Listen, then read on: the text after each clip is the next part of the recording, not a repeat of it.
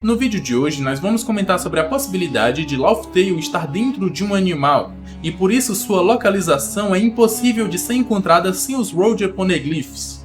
Vamos comentar se a capacidade de comer duas Akuma no Mi está relacionada aos D.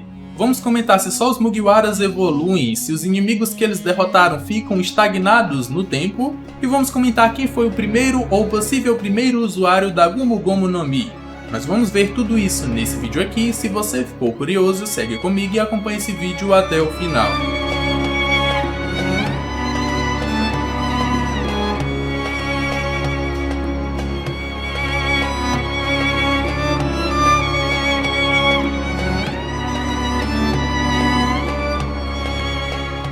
Fala galera, mais uma vez aqui hoje para responder algumas perguntas que vocês mandaram no post lá na comunidade do canal, lá no meu Instagram e aqui embaixo na descrição desse vídeo. Você pode deixar suas perguntas nesses três locais, que a chance dela aparecer aqui nesse vídeo é maior. Antes do vídeo começar, eu queria saber se você já assistiu o último vídeo aqui do canal, que é falando sobre as 5 Akuma no Mi que o God Usopp poderia comer. Se ainda não assistiu, assista esse vídeo aqui até o final, que lá eu te relembro. Agora, sem mais enrolação, bora pro vídeo. Adriel Quintino perguntou: Mano, coincidentemente, todos os Yonkous foram derrotados ou caíram pelas mãos de alguns personagens com D no nome. No caso do Barba Branca, que foi derrotado pelo Teach, a Big Mom pelo Law, que também tem o D, e agora o Kaido, que vai ser derrotado pelo Luffy. Seguindo essa lógica viajada, o Shanks pode ser derrotado pelo Luffy ou pelo Teach. Os D foram ditos serem os inimigos naturais dos deuses, mas isso não significa que eles só são inimigos dos Tenryubitos, que são realmente considerados deuses. Na verdade, eles são inimigos de qualquer um ou de qualquer regime onde uma pessoa é determinada como se fosse um deus. E os Yonkous no Novo Mundo são basicamente isso. E aí é como você disse, a maioria dos Yonkous que no Novo Mundo são considerados deuses, os lords, os dominadores do Novo Mundo, eles estão caindo para personagens com o nome D. No caso, o último que vai cair agora, aqui na Guerra de Wano, vai ser o Kaido pelas mãos do Luffy. Mas e o Shanks? E o Teach? Como é que vai acontecer? O Luffy já disse que vai derrotar todos os Yonkous, vai chutar a bunda de todos eles. Então a gente tende a pensar que o Luffy é que vai derrotar o Shanks. Não que seja uma batalha ali de vida ou morte, mas uma batalha onde ele mostre a superioridade ou a sua superioridade, e aí ele vai ter vencido o Shanks. E depois ele vai derrotar o Teach, porque eles estão na corrida pelo One Piece. Mas eu não descarto a possibilidade de uma batalha ali, Shanks e Luffy contra o Teach, onde o Teach derrota o Shanks primeiro, e aí o Luffy fica para derrotar o Teach. E aí nós vamos ter esses dois últimos Yonkous sendo derrotados por D. O Shanks vai ser derrotado pelo Teach, o Teach vai ser derrotado pelo Luffy. E aí todos os Yonkous vão ter caído para personagens com o nome D. Então não é difícil pensar que o Shanks e o Teach possam cair ou eles vão cair para quem tem o D. No caso o Luffy, porque ele disse que derrotaria todos os Yonkous. Matheus Vilar perguntou: Fala Sogeking, tudo bem? Tava pensando na possibilidade do Barba Negra ter enganado todo mundo fingindo ter comido a Gura Gura no Mi, quando na verdade poderia ter aprendido a técnica que o Vegapunk usa para colocar as frutas em objetos, e seria um dos seus anéis. O que você acha? O que eu acho é que se ele realmente tiver feito isso, pode correr. O Luffy não tem mais chance de se tornar o rei dos piratas. Porque se ele botou a Gura Gura no Mi, que é a Akuma no Mi mais destrutiva do mundo, capaz de destruir o mundo inteiro, em um só anel, e ainda tem 9, para colocar uma Akuma no Mi em cada um deles, o Luffy não tem chance de se tornar o rei dos piratas. Pode vir o Gear 20. O Luffy não vai conseguir vencer o Teach. Só que eu acho que ele realmente comeu a Akuma no Mi. Até porque existem dois poréns para que ele realmente tenha comido, ou para que ele não tenha colocado no anel. O primeiro é, o Vegapunk só consegue fazer isso com Akuma no Mi do tipo Zoan, porque essas Akuma no Mi tem meio que a consciência do animal em que elas representam. Por exemplo, um cachorro. A Akuma no Mi do Inu Inu no Mi modelo cachorro caramelo. Essa Akuma no Mi vai ter meio que a consciência do cachorro caramelo. E aí quando for botado em um objeto, essa consciência vai dominar esse corpo. Agora não dá para fazer isso com uma paramécia ou uma logia, porque não tem consciência em um objeto, não tem como saber, ou ele não tem como se mexer, não tem como moldar o seu corpo, não tem como controlar o poder. Então esse aí é o primeiro porém. O segundo é que foi dito que o Teach tem um corpo estranho. E foi mediante a isso que existe a possibilidade dele ter comido 2 poderes de Akuma no Mi. Mas imagina só, se o Tite colocasse uma Akuma no Mi em cada um dos anéis. Não tinha pra onde, o Luffy não conseguiria vencer. Só que o Oda é louco, então eu não duvido de nada. Vai que ele coloca aí o Tite com Akuma no Mi nos anéis. Seria bem apelão. Pato Agiota perguntou: a Bari Bari no Mi defenderia os poderes do Apu? Já que os poderes dele funcionam se a pessoa ouvir os sons e as barreiras não impedem do som passar? Uma coisa é o som passar, outra coisa é um ataque passar. Se você for ver o que foi explicado dos poderes do Apu, vai ver que o som, ou ele utiliza o som, ou a pessoa tem que ouvir o som como um gatilho para que ele possa lançar o seu ataque. Se a pessoa não ouvir o som, ela não vai ser atingida pelo ataque do Apu, esse gatilho vai ser quebrado. O usuário da Bari Bari no Mi, que é o Bartolomeu, ele realmente não defende o som. Ele vai utilizar ali os seus poderes, mas vai ouvir todo o som externo. Mas isso é só o gatilho para que o Apu consiga atacá-lo. A partir desse ponto, o Apu pode lançar os seus ataques. Então a gente tem que entender que aquela área dentro da barreira está protegida. E mesmo que o Bartolomeu ouça o som do Apu, quando ele lançar os ataques, esses ataques não vão passar para dentro da barreira, só porque ele ouviu. Vão atingir a barreira. Uma explosão ou um corte, ele não vai ser teleportado para dentro da barreira para atingir o usuário. Ela vai ser lançada do Apu para frente e vai bater na barreira, vai ser parada lá. Diferente seria se, sei lá, o Apu conseguisse realmente teleportar esse ataque ou criar o ataque do lado da pessoa. Ah, ele me ouviu, então vou criar o ataque lá dentro. Isso seria apelão. Ou então os poderes do Blueno, ou então da própria Brulé. A Brulé, se tivesse um espelho lá dentro, ela conseguiria entrar dentro da barreira e atacar o usuário. O Blueno conseguiria abrir uma porta dentro da barreira e atacar o usuário. Mas esses poderes aí funcionam como portais para entrar lá dentro daquela área protegida. Agora o ataque do Apu, ele utiliza o som como gatilho, se a pessoa ouvir ela vai ser atingida. Mas se ela estiver protegida, esse ataque vai ser impedido por essa proteção que no caso é a barreira. Então se você queria saber que a Bari Bari no Mi, ou que a Oto Oto no Mi é a predadora natural da Bari Bari no Mi, não é. É até o contrário. A Bari Bari no Mi consegue se proteger dos ataques da Oto Oto no Mi, que é a fruta do som. Alex Simão perguntou: só eu que gosto mais do Smoker ser o principal antagonista dentro da marinha em One Piece no lugar do Kobe? E eu sei que o Smoker parece fraco, mas não acredito que o Kobe ganhe dele. Essa questão de quem vai rivalizar com o Luffy quando ele se tornar o rei dos piratas, isso do lado da marinha, ela é bem fácil de se resolver. Está entre Kobe e Smoker. Nós temos ali que o Kobe tem a promessa com o Luffy de que ele vai se tornar um almirante de frota para prender os piratas. Ele vai crescer tanto na marinha quanto o Luffy vai crescer no mundo da pirataria. E por mais que eles sejam inimigos no final, eles vão se respeitar bastante. Ele faz muito o papel que o Garp representa. Mas aí nós temos o Smoker. O Smoker, ele mais parece o Garp realmente em ações. Sempre está atrás do Luffy, sempre quer prendê-lo, finge que não gosta, mas gosta pelas suas ações, assim como era o Garp com o Roger lá no passado. O Garp fingia não gostar dele, mas respeitava bastante. O Roger considerava o Garp um Nakama e até confiou seu filho a ele. Então a relação deles dois é muito parecida do que é o Smoker com o Luffy atualmente. O problema do Smoker é que o Oda deixou ele meio que de lado.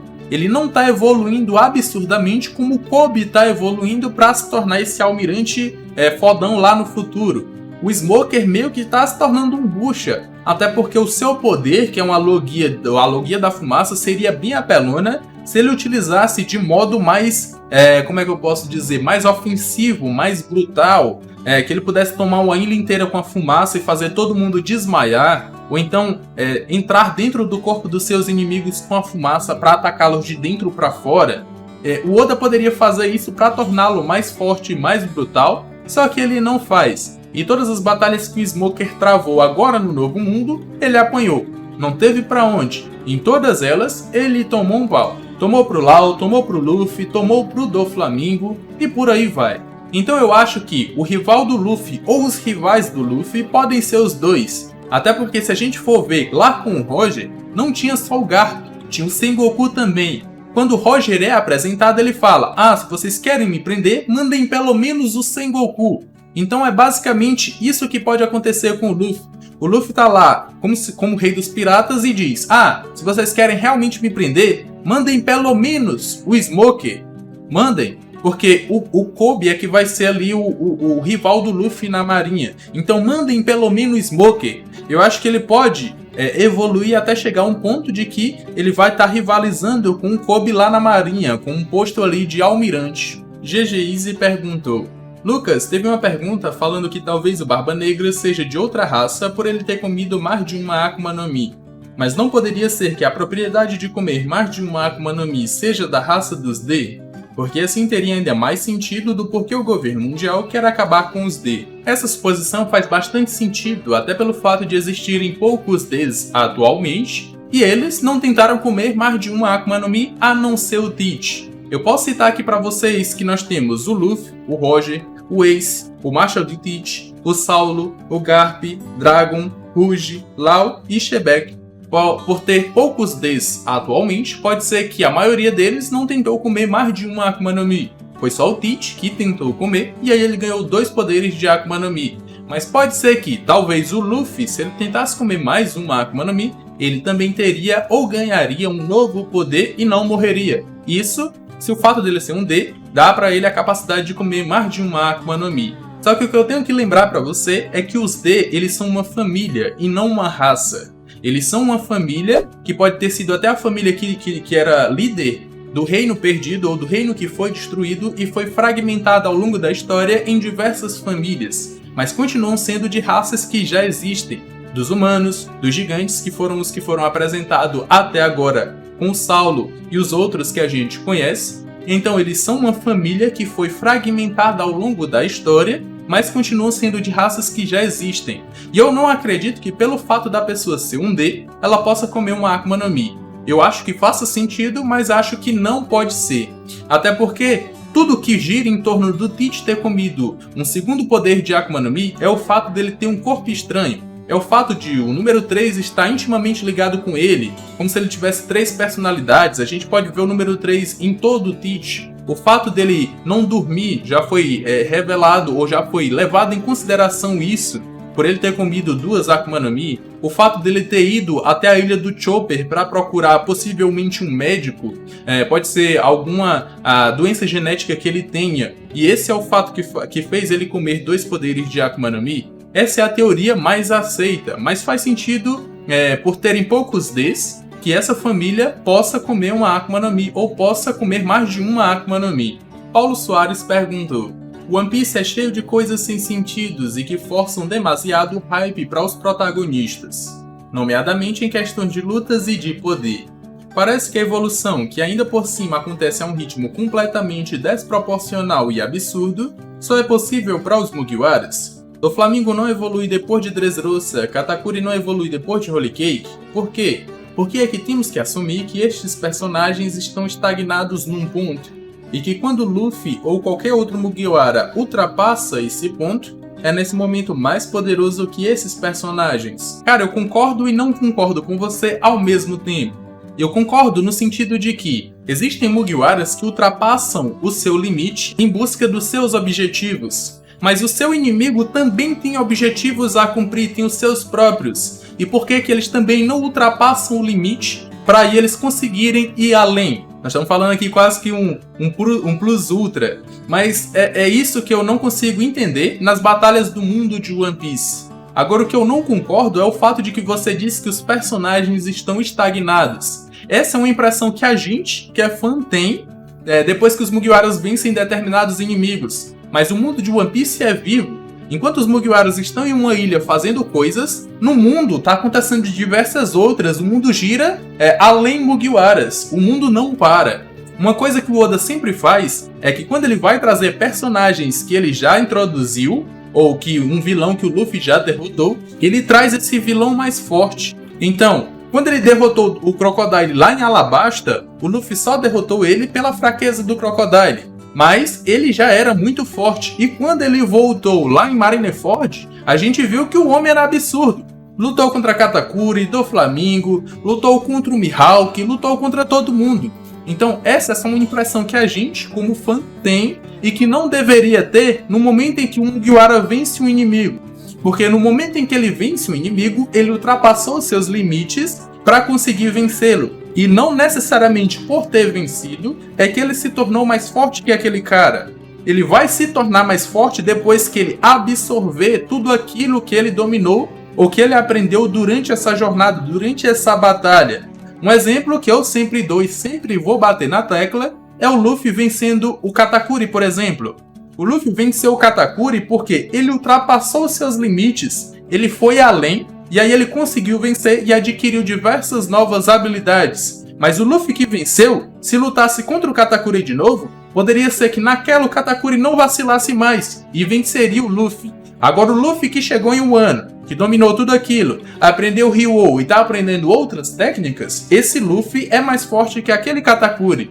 E aí quando o Katakuri voltar para a história, se o Oda quiser reintroduzi-lo, ele já vai estar mais forte que aquele Katakuri que lutou contra o Luffy.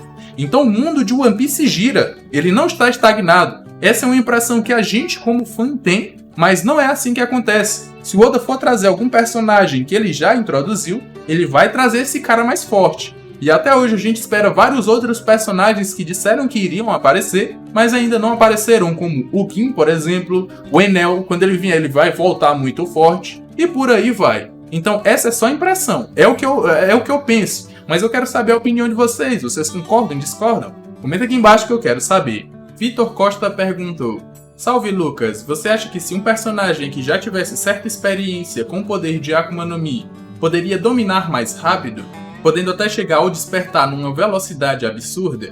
Por exemplo, caso o Minky comece a Gorogoro no Mi, um Lunariano ou até mesmo o Sanji comece a Mera Mera no Mi, primeiro que seria improvável, porque se eu tenho um poder parecido com o poder de uma Akuma no Mi, por que eu iria comer aquela Akuma no Mi para ter o mesmo poder? É claro que uma Akuma no Mi dá várias outras capacidades, mas eu já tenho aquela habilidade. Eu iria repeti-la? Não, eu iria querer comer uma outra Akuma no Mi para ter dois poderes. Só que a gente não pode comparar um Electro com um poder de uma Gorogoro no Mi, por exemplo, porque a gente está falando aqui de um fenômeno natural, que é o poder de uma Akuma no Mi do tipo Logia.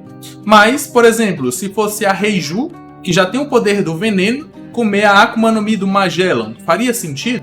Eu acho que não faria. Se ela pudesse escolher, ela escolheria comer outra Akuma no Mi. É claro que a Akuma no Mi do Magellan é bem apelona.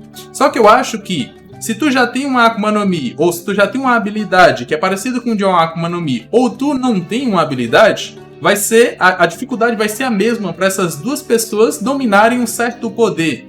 Até porque, como eu tô dizendo, é diferente. A Akuma no Mi te dá aquele poder que tu já tem, mas te dá outras capacidades que tu vai ter que dominar. E uma pessoa que não tem esse poder também vai ter as mesmas dificuldades para dominar aquele poder. Então eu não vejo que ter ou não um poder parecido com o de uma Akuma no Mi e você ir lá e comer a Akuma no Mi com aquele poder vai te dar uma vantagem a mais para tu, sei lá, chegar ao despertar mais rápido.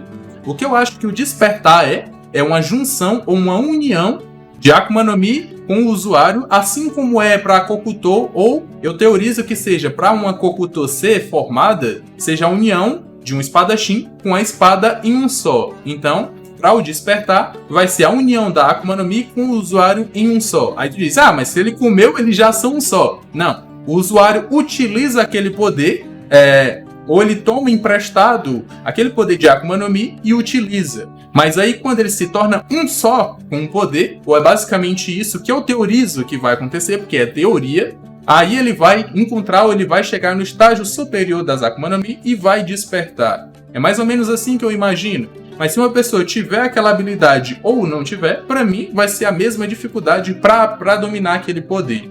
Kiwi perguntou: Salve Lucas, seria possível que o Rox Lishbeck fosse um antigo usuário da Gomu Gomu no Mi e no incidente de God Valley ele tivesse despertado a Gomu Gomu no Mi e teria apagado a ilha? Assim, mais pra frente no futuro, o Shanks tivesse roubado a Gomu Gomu no Mi pelo perigo que ela causaria no mundo de One Piece? A primeira coisa que a gente tem que se atentar é que o Luffy não é uma borracha. Ele tem um corpo com as propriedades da borracha. Não é que o Luffy possa se transformar no elemento borracha, mas o corpo dele tem essas propriedades e aí ele consegue se esticar. O despertar da Gomu Gomu no Mi, muito provavelmente, pode ser transformar o ambiente em borracha, ou dar propriedades elásticas ao ambiente. Não necessariamente ele vá se tornar uma borracha capaz de apagar uma ilha. Não é como se fosse a borracha da escola que você apaga ali o que escreveu de lápis. Não. É como se ele fosse dar as propriedades elásticas ao ambiente. E isso é o que eu acredito que ele possa fazer, levando em conta tudo que já foi apresentado sobre o despertar até o momento no mundo de One Piece. Mas a sua pergunta é interessante no sentido de que quem foi o primeiro usuário da Gomu Gomu no Mi? Será que foi o Shebek? Será que foi o Roger? Será que foi outra pessoa? Porque sim, pode ter tido um primeiro usuário, até porque essa Akuma no Mi já é conhecida como Gomu Gomu no Mi. A pessoa olha para ela e já sabe, essa Akuma no Mi aqui, ela vai dar a capacidade da pessoa ter as propriedades de uma borracha. E aí, pode ter sido catalogada no livro das Akuma no Mi. E por ter um primeiro usuário, as pessoas já sabem o que esse poder faz só olhando para a Akuma no Mi. Muito diferente das Akuma no Mi do Kaku e da Califa. Porque nem o governo mundial, que sabe ali tudo por trás do século perdido de todos os segredos do mundo, nem o governo mundial que o Spandan fazia parte, ou ele é o governo mundial, ou ele era o governo mundial naquele momento, ele não sabia o que essas duas Akuma no Mi faziam.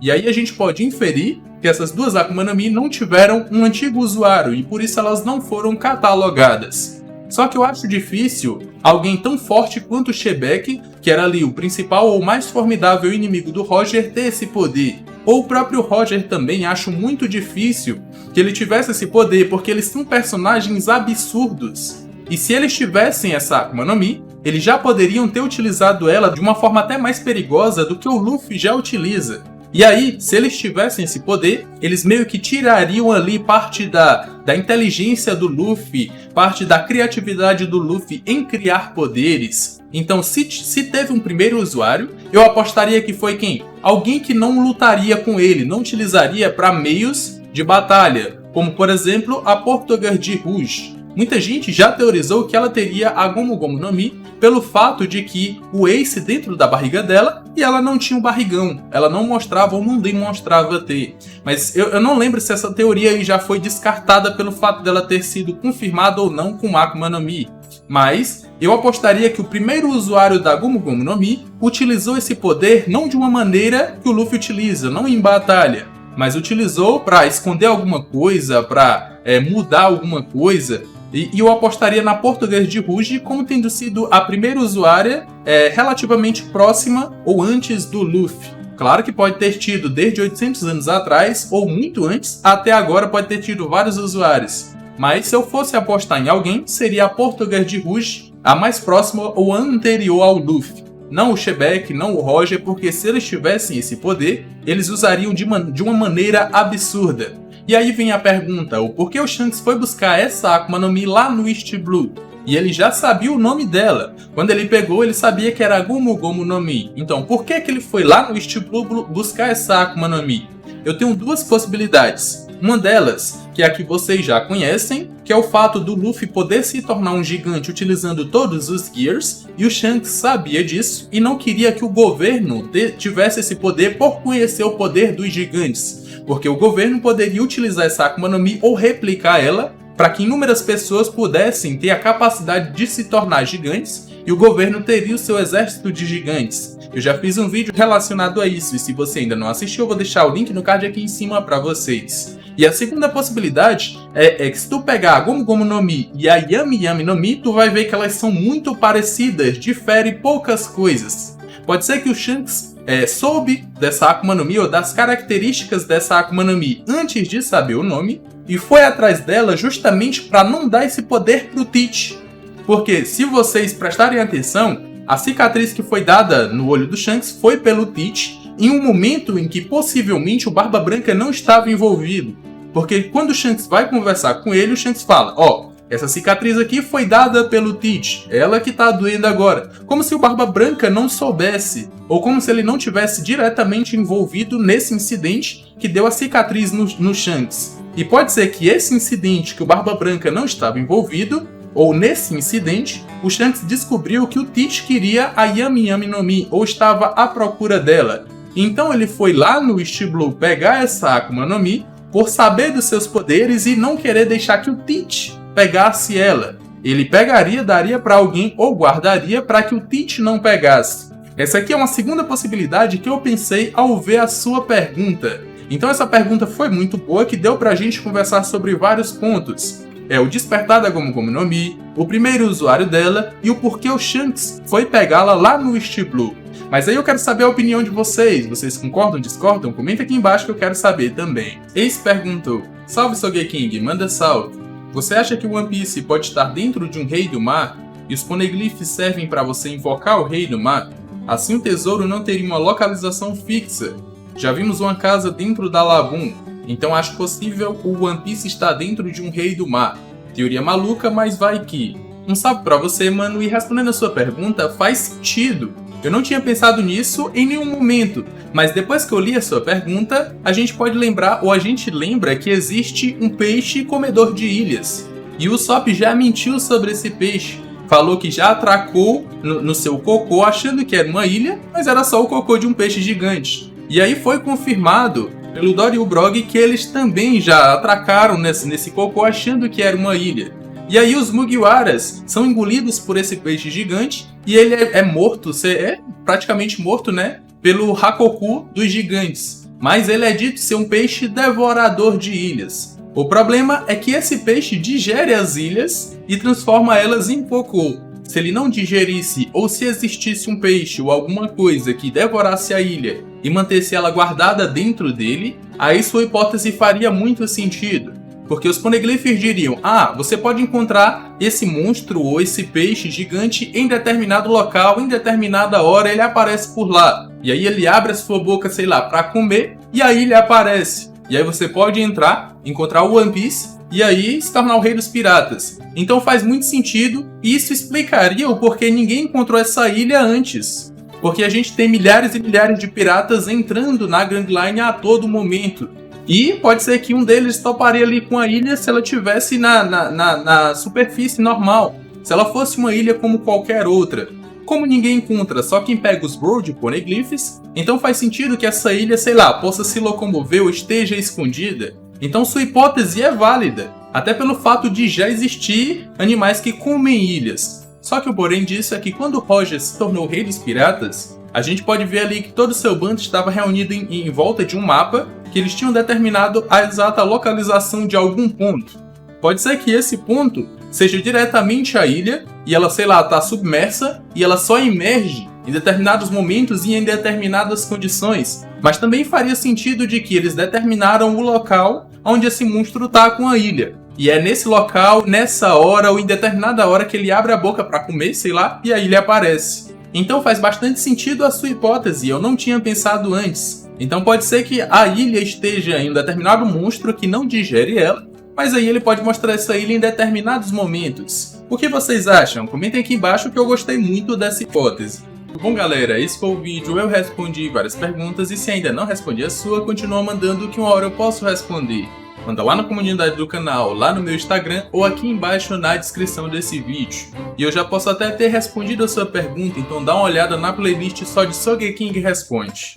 Espero que você tenha gostado desse vídeo, se sim, já me recompensa com aquele likezão. Se ainda não for inscrito e for novo aqui, já se inscreve e vem fazer parte dessa tripulação também. Tô deixando aqui na tela final os últimos 2 vídeos do canal, que eu acredito que vocês vão gostar. Eu me despeço por aqui, um abraço e valeu!